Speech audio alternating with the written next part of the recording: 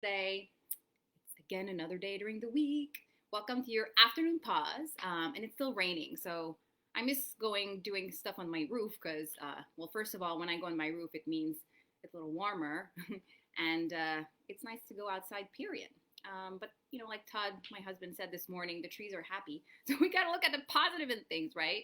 Since this week's it's all about positivity. So, my question for you today is what has confinement taught you about yourself, about others, about yourself in relationship with others?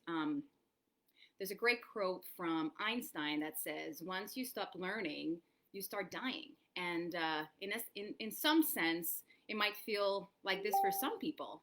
At the same time, humans are really curious by nature. So even though our thoughts, feelings, and lives are being disrupted, flexing our curiosity muscle is really important, and it's one way to actually broaden our vision and to start feeling alive again. If you fall on the other side of the spectrum, so whether you're ready to jump and go into explore that curiosity and those lessons, or you find yourself finding it's like too steep of a step, this is completely fine, and really you're the boss of yourself. So there's no one or wrong way to do that. So I wanted to share with you because we all find ourselves on a spectrum, basically. Whether we're ready to jump or really not ready to do anything. So everybody find themselves in a different place. So I wanted to share with you 5 evidence-based pillars of well-being. So I want you to explore them and see which one inspires you the most to be curious about and deepen your learning muscles. So with those things, you can actually add some dose of positivity throughout your days and weeks and weekly routines. So the first pillar is positive emotion. So like joy, love, happiness. If you watched yesterday's episode, I shared 26 positive emotion you can visualize and bask yourself and wallow yourself into to create those feelings of curiosity and see what's hiding in there. The second one is engagement. So basically utilizing your strength to meet challenges. So this could look like making an inventory of your current strength and see how you can utilize them in this current challenge. Is it like you're good on camera? Is it that you're a great nurturer, or that you're good with your hands, or that you like to be of service, or that you're just, a great person at speaking, motivating, or whatever it is? Like, this is one place to explore and be curious about yourself and deepen. The third one is the importance of relationship and connection with other people. So how are you connecting with other people right now, and who are you being within those connections? Like, do you find yourself the people you're connecting with is nourishing for you, or vice versa? Is it a win-win relationship, or you wish that you can talk to more people? Of course, it doesn't beat the in-person interaction, but there's always a way to get those needs met in a different way at the moment.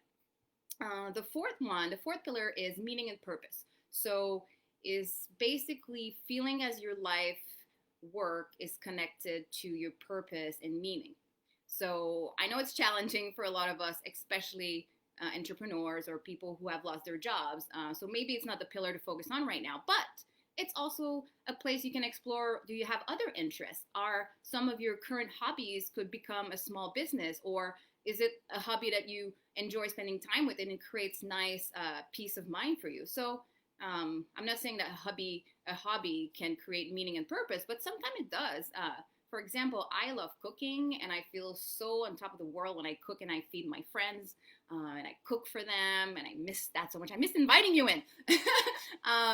But for me, it's a hobby. Like, I'm clear that cooking for me is not a career. I don't want to work in a restaurant. So, but I find meaning in that because it makes me happy and creates other happy as well. And the fifth pillar is accomplishments and achievements. So this one, to go deeper into it, could be as simple as doing a gratitude journal and making a list of the accomplishment and achievement that you've done in the past year, or even in the past month, if you want to focus on like, wow, who I was being this month. Did I achieve anything? And if not, that's fine. It's not a competition with yourself. It's not a competition with others, but it's just an invitation to look, what's laying in there. And if you don't know, and if you're courageous, actually you can connect with other people and ask them, like, what do you see as my accomplishment? Because, there's a lot of value of hearing acknowledgement from others. So that's another way to create those pillars and add positivity. And it takes courage. But for those who've done it, because sometimes I'm going to use the word hijack my clients and calling some friends in the moment and ask them for acknowledgments, because it's a really powerful tool, and you tap into your courage and you have a little dose of happiness, and then you come back with like, wow, I didn't know people saw that about myself, or they I didn't see that it was an accomplishment in myself. So the look of others on us is also a great pillars of well-being. So pick one of them or many of them and see which one inspires you to get curious about and deepen, and some things to wallow yourself into in a positive sense. So afternoon pause I will take off next week, because I will personally also work on these pillars. I preach some things, but I also do my work because it's a constant work in motion. There's no perfect way to do anything. And like I said at the beginning, it's all on a spectrum. So I will apply those things to myself at the same time. And until next time, you have a great week and stay safe, stay home, and I will see you again in May.